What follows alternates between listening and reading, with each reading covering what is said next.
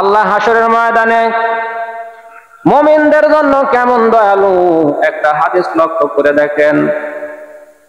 নবীজি সাল্লাল্লাহু আলাইহি ওয়াসাল্লাম বলেন, হাসরের ময়দানে একজন উম্মতের নেকি কম করে যাবে একটা। আল্লাহ পাক ডাক দিয়া বলবেন, যাও দুনিয়ায় যাদের জন্য দুনিয়া দুনিয়া করছো, যাদের জন্য পাগল ছিলা, আমি আল্লাহকে ভুলে গিয়া তুমি যাদের জন্য দৌড়াইছো, যাও তাদের কাছে আজকে যাও, তাদের কাছে গিয়ে একটা নেকি এনে জান্নাতে যাও। একজন মুমিনের নেকি শর্ট পড়বে। আল্লাহ ওই দিন তার সমস্ত আত্মীয় স্বজনদেরকে সঙ্গে দেখা করার তারা ব্যবস্থা করে দিবে, ওই সিস্টেম আল্লাহ করে দিবেন। এই কথাই আল্লাহ পাক বলেন, ইয়াউমা ইয়াফিরুল মারউ মিন আখি ওয়া উম্মিহি ওয়া আবি ওয়া সাহিবাতিহি ওয়া বানি। ইয়াউমা ইয়াফিরুল মারউ মিন আখি, ভাইয়ের কাছে যাবে, তার ভাইয়ের কাছে যাবে। আল্লাহ বলেন সর্বপ্রথমে তার ভাইয়ের কাছে যাবে। যেই ভাইয়ের জন্য দুনিয়ায় তুমি জীবন দেয়া দাও, ভাইয়ের মুখের কথা শুনে বাজ বিচার না করে আরেকজনের মাথায় গিয়ে বাড়ি মারো, যেই ভাইয়ের জন্য দুনিয়ার জমি তুমি সব কিছু করলা, আল্লাহ বলবেন ওই বান্দা সেদিন তার ভাইয়ের কাছে প্রথমে যাবে। ইয়াউমা ইয়াফিরুল মারউ মিন আখি, সর্বপ্রথমে তার ভাইয়ের কাছে যাবে। ও ভাই, আজকে একটা নেকির জন্য আমি জান্নাতে যাইতে পারতেছি না, দয়া করে যদি আমাকে একটা নেকি দাও তাহলে আমি জান্নাতে যেতে পারবো। ভাই তার থেকে পলায়ন করবে, নেকি দেওয়া যাবে না। এরপরে কি করবে? ওয়া উম্মিহি ওয়া আবি, যে বাপ মা তোমার জন্য সারাটা জীবন কষ্ট করে গেল, আল্লাহর গোলামি ছাড়িয়া ইবাদত বন্দেগী ত্যাগ করিয়া মাঠে ঘাটে কাজ করিয়া মাথার ঘাম পায়ে ফেলিয়া যে আব্বা আম্মা তোমার জন্য সারাটা জীবন পরিশ্রম করলো, ওই আব্বা আম্মার কাছে যাবে। যে আব্বা নিজে না খেয়ে তোমার জন্য বাজার থেকে সদায় আনে, ওই আম্মার কাছে যাবে। যে আম্মা নিজে পেশাবের মধ্যে ভিজা বিছানার মধ্যে ঘুমায়, তোমাকে শুকনা জায়গার মধ্যে রাখে, ওই আব্বা আম্মার কাছে যাবে। তারা বলবে আমার তো কোনো সন্তানই নাই। এমন ভাবে দৌড় দিবে জানো জন্তু জানোয়ার কিছু দেখেছে, ভয় পেয়ে গেছে, এমন ভাবে তোমার কাছ থেকে দৌড় দিয়ে তারা পালায়ন করবে।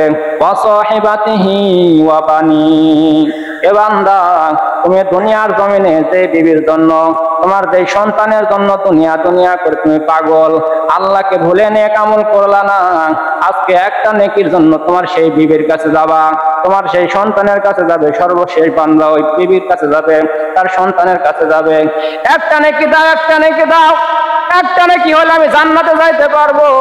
কেউ তাকে নেকি দিবে না। তার সে নেকি যখন না পাবে, মনটা ভার করিয়া করতে করতে আবার বান্দা আল্লাহর কাছে ফিরে যাবে। আল্লাহ রাব্বুল আলামিন ডাক দিয়ে বলবে, বান্দা আজকে হাসরের ময়দানে যদি একটা নেকি তুমি না পাও, তুমি তো জাহান্নামে যাইবা। আমি আল্লাহ যদি তোমার প্রতি দয়া না করি, কে তোমার প্রতি দয়া করবে? যাও যাও, আমি আল্লাহ তোমার প্রতি আজকে রহিম নামের দয়া করিয়া একটা নেকি দিয়া আমি তোমাকে জান্নাতে যাওয়ার ব্যবস্থা করিয়া দিলাম। সুবহানাল্লাহ। শুধু মুমিনদের জন্য। আর রহিম আল আখিরাতি লিল মুমিনিন আর রহমান লিদ দুনিয়া, এই হলো রহিম আর রহমানের পার্থক্য। দুনিয়ায় আল্লাহ রহমান, সবাইকে আল্লাহ দয়া করবে। কাফের মুশরিকরা খাইতেছো, খাও, ওদেরকে আরো বেশি করে দিবে, খাও। তারা ভাবতে পারে যে আমরা তো খাইতেছি করতেছি, আমরা তো ভালোই আছি, আল্লাহ তো মনে হয় নাই, থাকলে তো আমাদেরকে এগুলো বন্ধ করে দিত। না, বন্ধ করে দেবে না। তুমি আগে সূরা ফাতিহা পড়ো, দেখো আল্লাহ কি বলছে। দুনিয়ায় তোমাদেরকে বেশি করে আল্লাহ খাওয়াইতেছে। আল্লাহর নাফরমানদেরকেও আল্লাহ খাওয়াবেন, ইমানদারদেরকেও আল্লাহ খাওয়াবেন। এই হলো আল্লাহর কিয়ামতের ময়দানে মুমিন ইমানদার তারা হবে, তাদের জন্য আল্লাহর কিছু দয়া থাকবে। আরেকটা হাদিস শুনেন, জাহান্নামের মধ্যে থেকে দুইজন মানুষ রহমান আর রহিম বলে চিৎকার করে কান্না করতে থাকবে। আল্লাহ তাদের ডাক শুনিয়া তাদেরকে বলবে, ফেরেশতাদেরকে বলবে, এত কান্নাকাটি করে কেন? ওদেরকে ডেকে আনো। আমার রহমান রহিম নাম ধরে তারা ডাকাডাকি করতেছে। দুইজন বান্দাকে যখন তুলে আনা হবে, তুলে আনার পরে তাদেরকে ডাক দিয়ে তাদেরকে জিজ্ঞাসা করা হবে, তোমরা কান্নাকাটি করো কেন? বলে, জাহান্নামের আযাব আমরা সহ্য করতে পারতেছি না, আমরা তাই কান্নাকাটি করতেছি। আল্লাহ রাব্বুল আলামিন বলবেন, তোমরা তো জাহান্নামের আসামি, তোমাদের মুক্তির কোনো পথ নাই, ফায়সালা হয়ে গেছে, জাহান্নামের আযাব ভোগ করাই লাগবে, কান্নাকাটি করে লাভ নাই। যাও, তোমাদের জন্য জাহান্নাম বাজেট করা হয়ে গেছে, তোমরা জাহান্নামের আযাব ভোগ করতে থাকো। আল্লাহ যখন এই হুকুম দিবেন, একজন ওই দুইজনের মধ্যে থেকে একজন দৌড় মারবে, দৌড় দিয়ে গিয়ে আগুনের কাছে দাঁড়ায় যাবে। আল্লাহ বলবেন, দাঁড়াও। আল্লাহ বলবেন, তুমি কি জাহান্নামের আগুনকে ভয় পাও না? কেন তুমি এত জোরে দৌড় মারলা? বলে, আমি জানি জাহান্নামের আগুন অনেক কষ্ট, আমি জানি, জানার পরেও দৌড় দিলাম। আল্লাহ, দুনিয়ার জমিনে তোমার নাফরমানি করছি, তোমার গোলামি করে নাই, তোমার অবাধ্য হয়ে চলছি, একটা হুকুমও তোমার মানে নাই। আজকে আমি চিন্তা করে দেখলাম আল্লাহ পাকের কত দয়া, আল্লাহ পাকের কত মায়া। আল্লাহ পাক 99% ভালোবাসা নিয়ে বসে আছে। আজকে আমি একটা আল্লাহর হুকুম হলে আমি পালন করব। এই হুকুম পালন করার জন্য আজকে আমি দৌড় মারছি জাহান্নামে যাওয়ার জন্য। আর আরেকজন, ও দৌড় মারে না, ও আস্তে আস্তে যাইতেছে।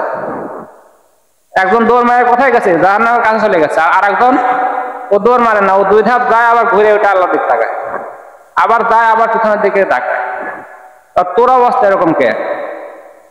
বলে, আল্লাহ, দুনিয়ায় বাপ মায়ের কত ভালোবাসা ছিল, তারা 1% ভালোবাসা নিয়ে যদি আমাদের কত গুনাহ অন্যায় দোষ যদি ক্ষমা করে দিয়ে বুকে টেনে নেয়, আর তোমার তো 99% ভালোবাসা, তোমার কাছে তো আরো অনেক ভালোবাসা আছে, তাই আমি ঘুরে ঘুরে দেখতেছি যে আমার জন্য তোমার কোনো দয়া ভালোবাসা হয় কি।